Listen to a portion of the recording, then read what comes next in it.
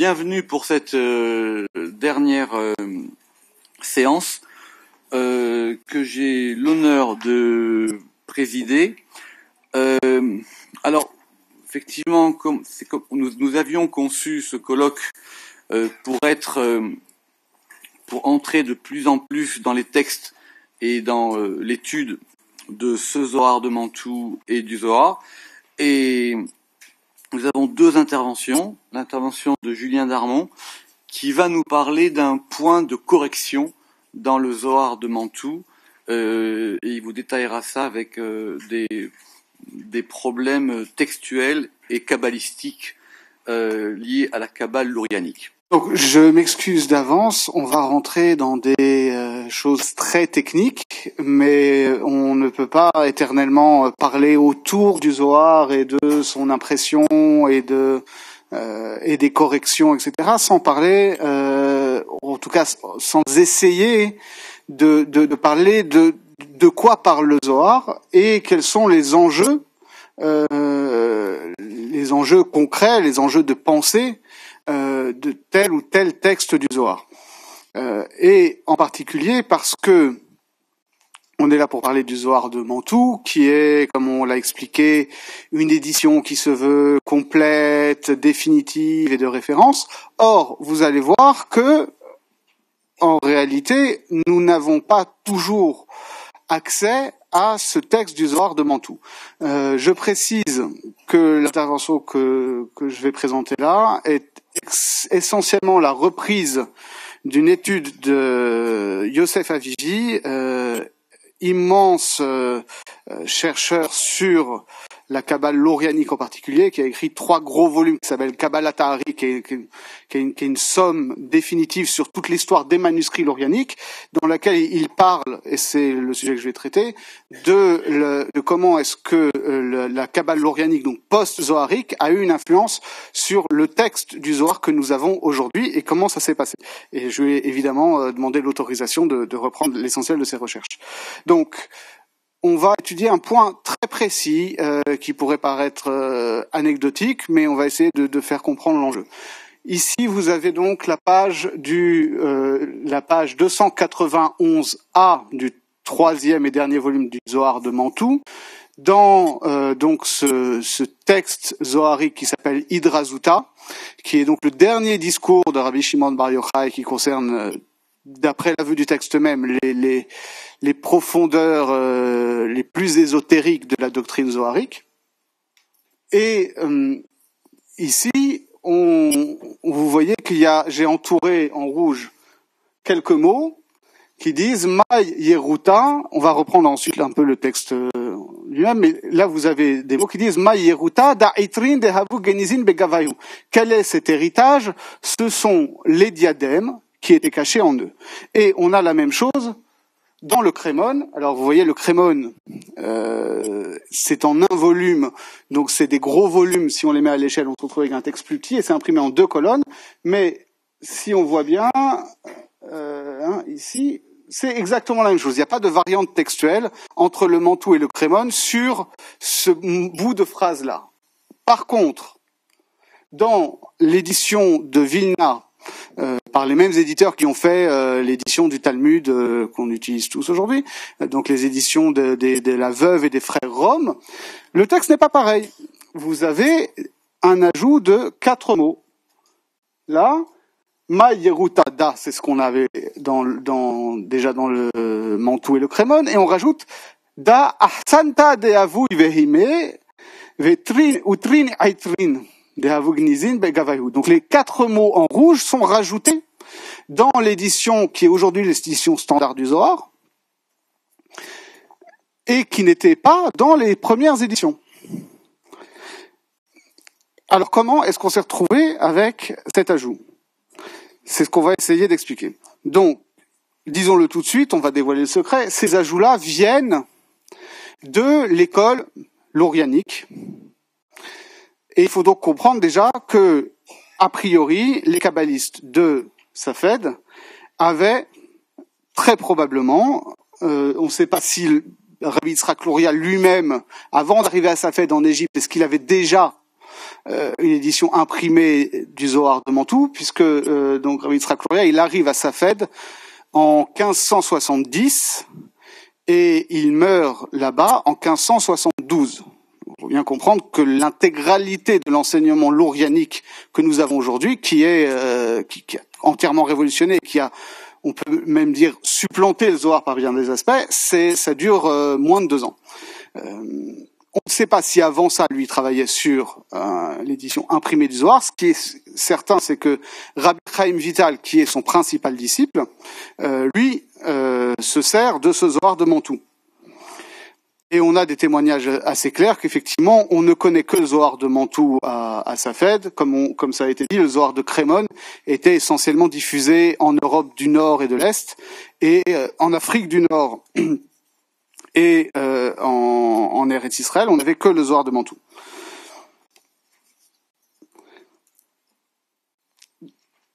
Donc, comme je l'ai dit, ces 4 mots ajoutés dans le Zohar viennent de la tradition laurianique et sont ajoutés dans Hidrazuta, ce qui n'est pas innocent.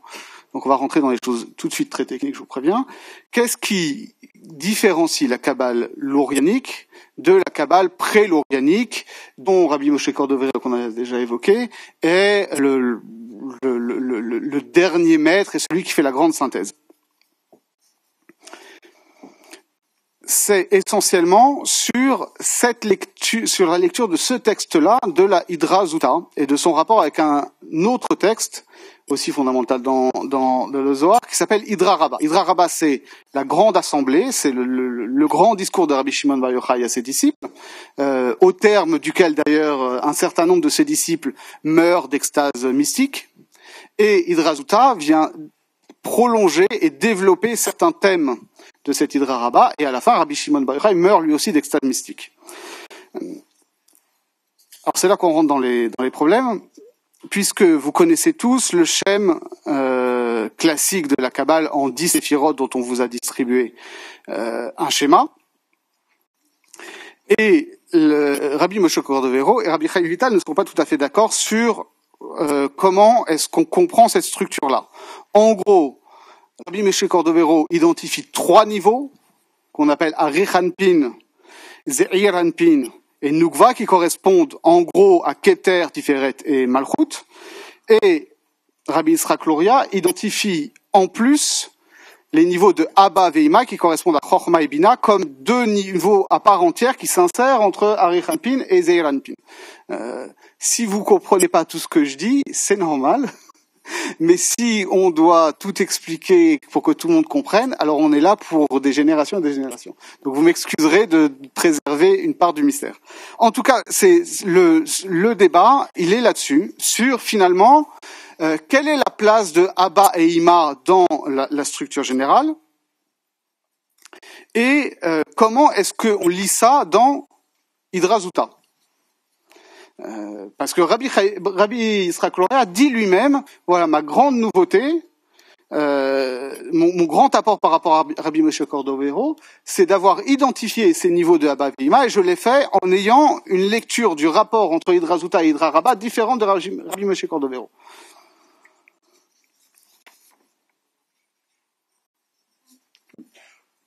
Donc, rentrons dans le cœur du sujet. La question de Abba Veima, qui sont donc on traduit par le père et la mère, c'est comment est-ce que ces niveaux-là sont en rapport avec le cœur de l'arbre séphirotique qu'on appelle Zeiranpin. Et ils vont, en quelque sorte, lui apporter un supplément d'être, un supplément de lumière divine qu'on appelle les mochin, qu'on appelle les cerveaux.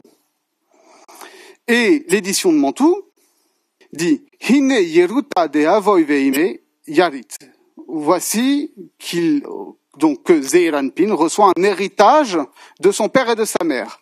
Ma Yeruta, quel est cet héritage?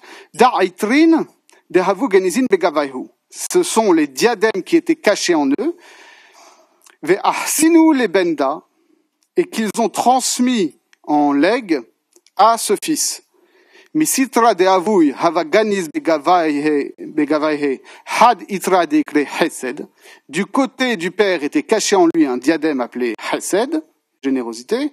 Ou misitra de ima had itra de ikre gvura. Et du côté de la mère un diadème appelé gvura, rigueur. Vekulahu mit'aterin bereshe. Et toutes ces dimensions viennent couronner sa tête, ve'ahidlon, et il les unifie. Ve'had neharin ilen avaem alayhu. Et quand ce père et sa mère épandent sur lui leur lumière, kulahu ikrin tefilin deresha. Tous sont appelés tefilin de la tête. Ve'kula natil benda. Et le fils prend le tout. Ve'yarit kula. Et il hérite de tout. Donc on a vu que l'édition Crémon, elle reprend ça, et l'édition de Vilna, elle rajoute des mots. Elle nous dit, Ma Yeruta, quel est cet héritage du père et de la mère? Ce n'est pas juste c'est pas juste itrin, les diadèmes, mais Arsanta de Avui Veime, Vetrin itrin. Donc il y a, a priori ici, non pas deux choses, les deux diadèmes, mais quatre choses. Le Arsanta de Avui Veime, le legs du père et de la mère, plus les deux couronnes. Alors, pour bien comprendre pourquoi est-ce que c'est corrigé comme ça, avant même de parler de la lecture de Rabbi Yitzhak Luria, il faut remarquer que 3 pages plus loin, la Hidrazuta se cite elle-même. Elle dit, Behalala de Galgalta, dans les creux de la boîte crânienne, Nehirin talat nehorin, brille 3 lumières. Veitema talat arba'inun. Mais pourquoi tu dis 3 lumières? Il y en a 4. Kama de amina, comme nous avons dit, arsanta de avui veime vetrin genizin dilehun. Le legs du père et de la mère et les deux choses qui sont cachées en elle. Demit aterin kulahu beresha, qui forment tous des couronnes sur la tête de Zeir Anpin, veinun tefilin deresha, et qui sont les tefilin de la tête. D'accord? Donc on a déjà un problème à l'intérieur de la Hydra.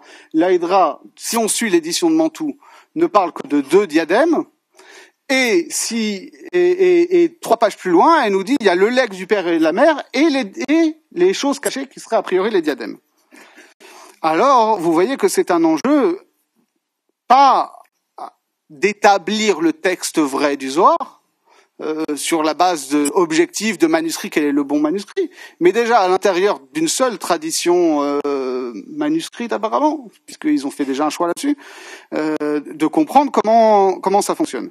Alors, pour le détail, vous m'excuserez, je vais lire mon texte, ça m'évitera de dire trop de bêtises,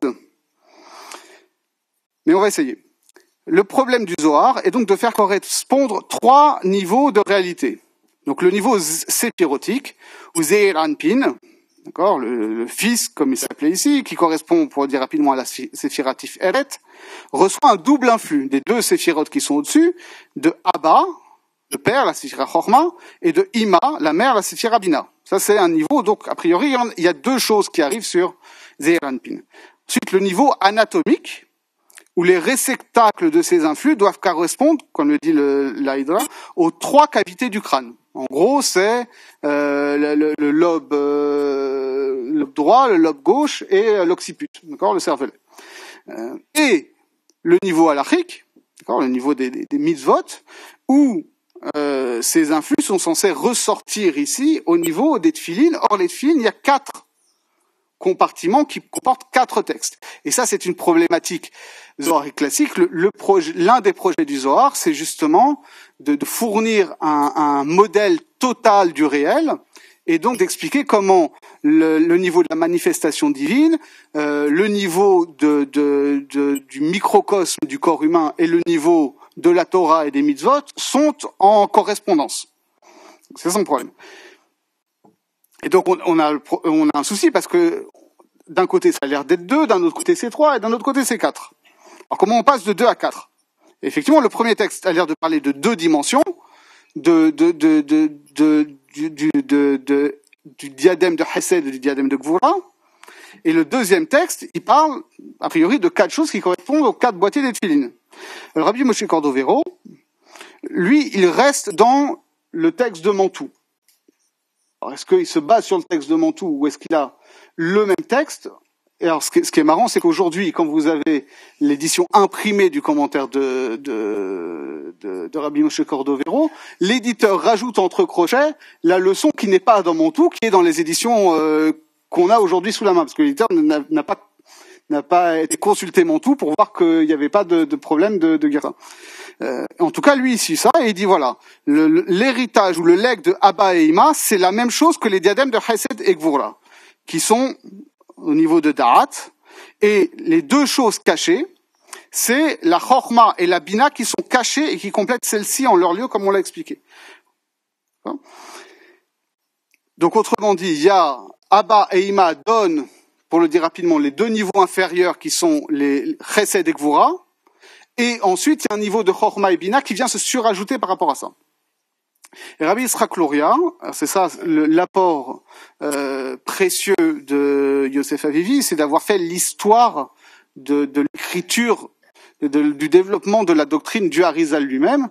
Et il montre que dans le premier texte du Harizal lui-même, son commentaire sur le Sifra et Siyuta, il suit la même approche que Rabbi Moshe Cordovero, où il dit, je traduis, vous avez le texte ici si vous voulez vous amuser, donc, et ce fils hérite du legs de son père et de sa mère, qui sont les 2 diadèmes qui étaient cachés dans Abba et Ima, et dont il hérite à présent, comme on le trouve dans l'Aïdra Zouza. Donc, il y a bien que 2 niveaux dans ce premier texte, en 291. D'accord.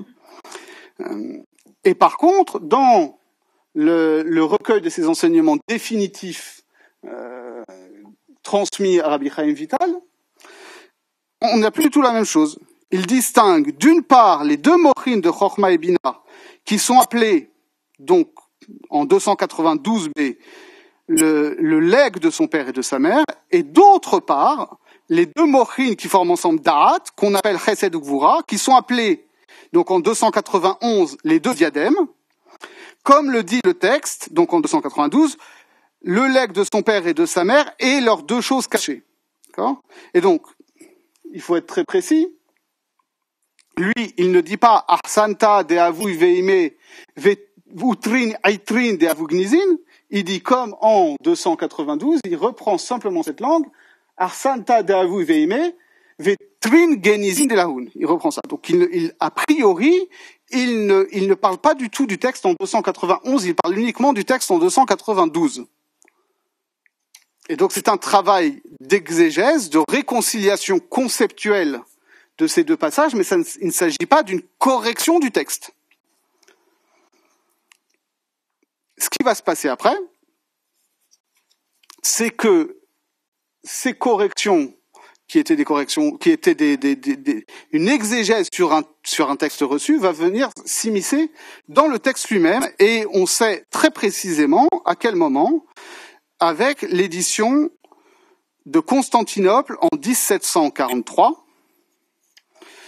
édité par un certain Rabbi Yonah Rabbi Yaakov, qui écrit dans son introduction « Dieu m'a exaucé et m'a fait parvenir entre les mains un exemplaire du Zohar qui était abandonné dans un coin, qu'on a rapporté de Alep, corrigé lettre après lettre, mot après mot, à partir de l'exemplaire de Rabbi Chaim Vital alors qu'il résidait à Damas. » Et le Rav Moshe Mizrahi, donc qui a rapporté ce manuscrit, écrit qu'il a consacré les années 1618-1633 à établir ces corrections à partir des exemplaires, donc a priori des exemplaires de Mantoue, annotés par Rabbi Chaim Vital et Rabbi Yehuda Mish'an, ainsi que de ceux de Rabbi Israël Binyamin, de Rabbi Menachem Delonzano, de Rabbi Abraham Galanté et des sages de Jérusalem, autrement dit de tous les grands kabbalistes des 2 premières générations au moment de Rabbi Yitzhak Luria. Et c'est dans cette édition, dont j'ai pas pu me procurer un scan, mais vous pouvez me faire confiance, qu'apparaît cet ajout des 4 mots qu'on a eu tout à l'heure. Donc ces 4 mots-là qui apparaissent dans l'édition de Vilna, elles viennent de l'édition de Constantinople. Et comme on n'a pas le manuscrit, ce Zohar de Mantoue corrigé par Rabbi Chaim Vital, on n'est pas vraiment capable de savoir si c'est une glose explicative ou si ça se voulait une correction du texte. On ne sait pas comment il a marqué ça. Est-ce qu'il a barré ou est-ce qu'il a mis juste une note à côté?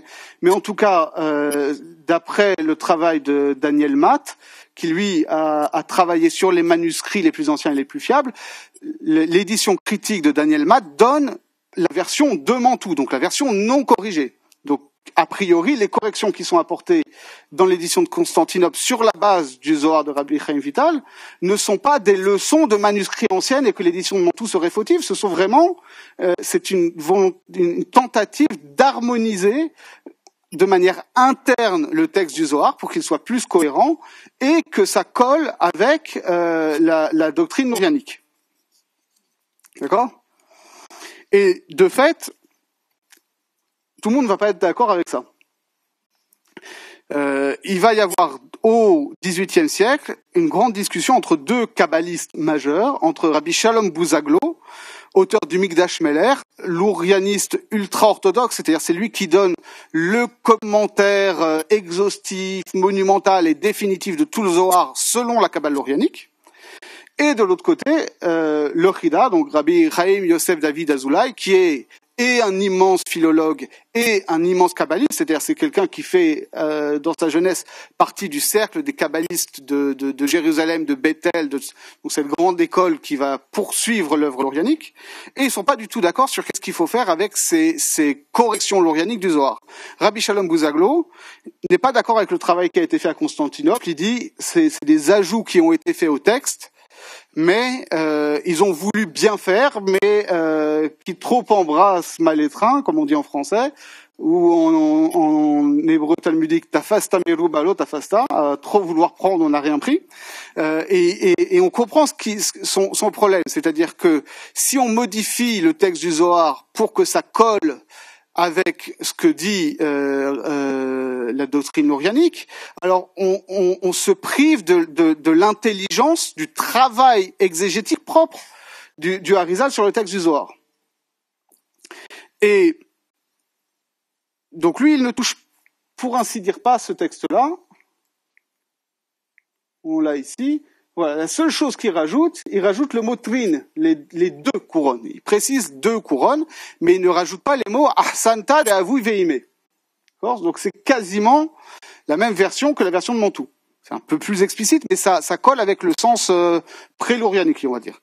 Alors que le Chida dit non, mais ce qui a été fait à Constantinople, c'est très bien, et c'est ça qui doit devenir le texte de référence. Et donc lui, alors vous voyez, c'est une édition un peu différente que fait le Chida à Livourne. Il donne une version ponctuée et ne garde pas la pagination. La pagination, elle est indiquée en référence en haut, mais c'est pas tout à fait la même pagination. Et lui reprend précisément ce qui a été fait dans l'édition de Constantinople. Et c'est ce qui va être fait dans pratiquement toutes les éditions subséquentes, les célèbres éditions de Jitomir en 1663, d'Izmir en 1676, je ne sais pas si je les ai, non, on va passer ça après. Et donc l'édition de Vilna en 1895 qui va s'imposer comme l'édition de référence pour tous les éditeurs ultérieurs, au point que quand la plupart des éditeurs font un travail sur le texte du Zohar, ils sont même pas au courant qu'il y a des choses qui ont été changées entre Mantoue et Vilna. Dernière petite curiosité, il y a une autre édition à Livourne, en 1858, qui a une variante pas attestée par ailleurs, qui dit Ma yeruta da arsanta de avu veime trin et trin de havu genizin. La seule chose qui change par rapport à l'édition de Constantinople et l'édition de Vilna, c'est qu'au lieu de dire le legs de son père et de sa mère ainsi que les deux diadèmes, il y a un vav qui saute, et donc ça donne le legs de son père et de sa mère, les deux diadèmes. Et donc on a rajouté les mots de l'édition de Constantinople, mais on a enlevé un « et », ce qui fait qu'au niveau du sens, on revient au sens de Mantoue. Donc de l'importance cruciale d'avoir à sa disposition pas que l'édition de Vilna et l'édition que tout le monde a, mais d'avoir accès à l'édition de Mantoue, donc l'intérêt de l'édition facsimilée, et ainsi et également de toutes les éditions entre deux, pour voir les enjeux qui sont pas que des histoires de taches d'encre sur un papier, mais vraiment des enjeux de sens. Et donc en conclusion, si aujourd'hui on est dans une situation un peu particulière, dont on a beaucoup discuté avec Michael, c'est que autant l'étude de la Kabbale est plus répandue que jamais, autant le Zohar est souvent le parent pauvre de ces études kabbalistiques au profit de l'étude des textes lourianiques qui sont effectivement essentiels.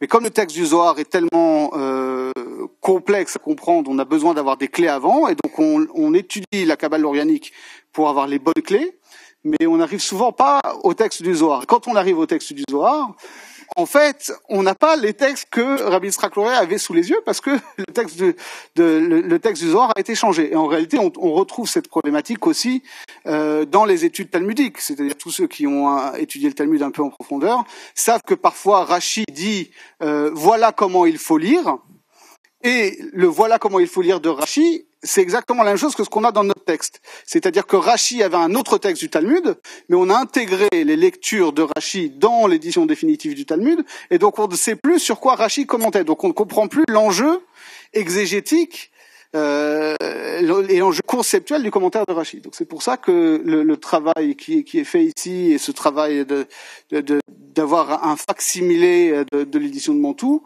est précieux pour les études kabbalistiques elles-mêmes, parce qu'on aura accès, avec le travail de Daniel Matt qui nous donne aussi un autre Mantoue, on peut dire, en tout cas à un texte du Zohar qui est celui que les kabbalistes du XVIe siècle avaient eux-mêmes sous les yeux. Je vous remercie.